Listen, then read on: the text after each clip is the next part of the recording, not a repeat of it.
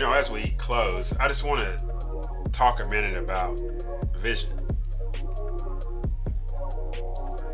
Based off everything that we've already talked about in this lecture this evening, I just want to remind everyone that each and every one of us have a vision for our life.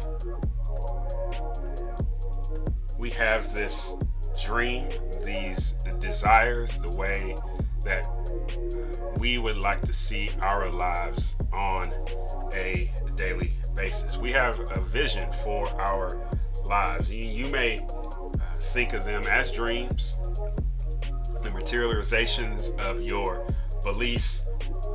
We have visions for our life, and we desire to achieve those visions. It's a common thing regardless of our situation. I mean, just imagine the number of people that live even in our country, the number of visions that are residing in the hearts and minds of men, women, and even children. And so, just like we have this commonality of having a vision for each and every one of our lives, that's sitting on top of the fact that we have a shared human dignity that brings about the realization that every human being desires not only to be free, but also using that freedom to live out their lives as they seem fit, while at the same time not using that freedom and the achieving of that vision to harm or to take things from other people. We have to realize that's the difficult thing, though. The difficult thing is all these visions that are running around, and sometimes, there's people that want to get up and want their vision to prevail. But if we can remember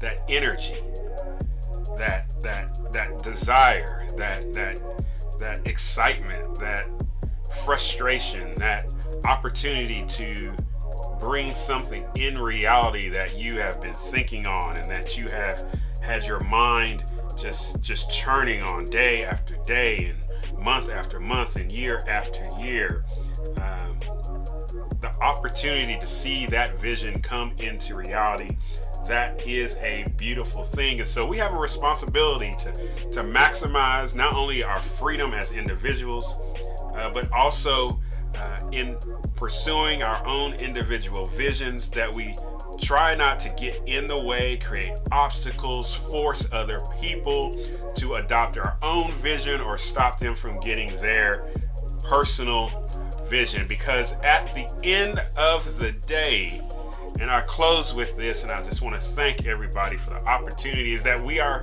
created to be free and to live out the vision for our lives. We are men and women who are living reflections. We are image bearers of God. We've been chosen to participate,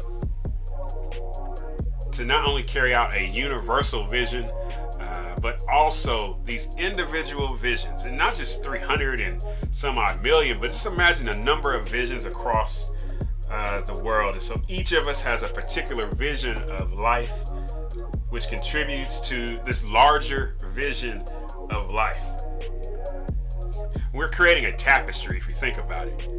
Like, even as I'm looking at each and every one of y'all, each and every one of your visions are going to be woven in together to create a beautiful tapestry for the universe itself to look at, to stand and applaud. And so we are invited to participate and to exercise our lives and our personalities and our skills to discover not only our individual purposes, but also how those individual purposes, these visions, relate to other visions of other men and women and children made in the image and likeness of God. We are created to be free, and we have a purpose to pursue a vision that makes much of our dignity and worth as human beings.